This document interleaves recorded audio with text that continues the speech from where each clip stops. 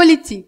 Conseil des ministres à Korogo. Un comité de gestion coton-anacarde mis en place. 16h30, 20h30, c'est le temps qu'a duré le Conseil des ministres tenu hier dans la capitale du district des Savanes. Selon le porte-parole du gouvernement Koné Bruno, qui a fait le point de la rencontre, il s'est agi pour le gouvernement de passer en revue pendant 4 heures les réalités vécues par les populations dans le Grand Nord. Ainsi, le préfet de région, Daouda Ouattara, a présenté au chef de l'État et au gouvernement le tableau du district. 1 800 000 habitants, occupés essentiellement par la production du coton et de l'anacarde. Le district des Savanes, malgré les efforts consentis par le programme présidentiel d'urgence, qui a permis de redorer un tant soit peu le blason des villes et villages, beaucoup reste encore à faire pour le développement et la prospérité du district, selon le gouverneur. En effet, pour la ministre de la Communication, qui a co-animé la conférence de presse avec son collègue d'éthique, le préfet a fait un point précis de la situation,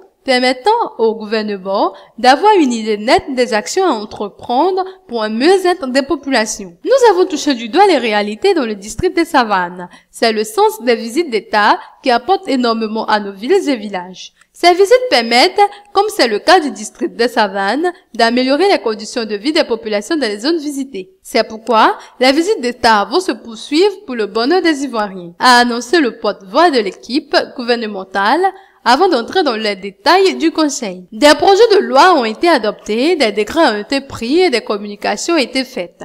Concernant les 2 produits phares de la région, un comité de gestion de la commercialisation coton-anacarde a été mis en place pour garantir des revenus stables aux paysans afin qu'ils bénéficient des fruits de leur labeur. Ce comité sera appuyé, selon le porte-parole du gouvernement, par un guichet de soutien et de lissage des prix pour la commercialisation du binôme coton-anacarde.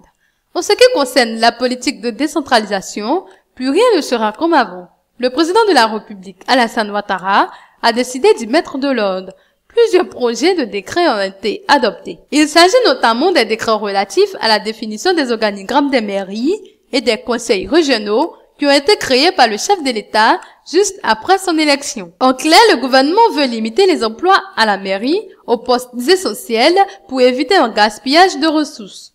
De plus, un autre décret relatif à la fixation des indemnités des fonctionnaires travaillant dans les collectivités décentralisées a été adopté. Il s'agit pour le chef de l'État et son gouvernement de clarifier le champ de compétences des mairies et des conseils régionaux. Bref, le président Ouattara entend mettre un terme au conflit de compétences entre les municipalités et les conseils régionaux. Un comité social, économique et environnemental, organe consultatif auprès du conseil régional, a été initié. Pour pallier le déficit de 400 000 logements qui frappe la Côte d'Ivoire, le gouvernement a décidé d'abandonner aux promoteurs immobiliers 80% des bénéfices imposables pendant 10 ans, à condition que ceux-ci s'engagent à construire 10 000 logements. Dans la même veine, les pleins pouvoirs reviennent désormais au ministère de la Construction et de l'Assainissement dans la délivrance du titre de concession foncière dans le district autonome d'Abidjan. Sur le plan de l'électrification rurale, il a été décidé d'apporter la lumière à toutes les localités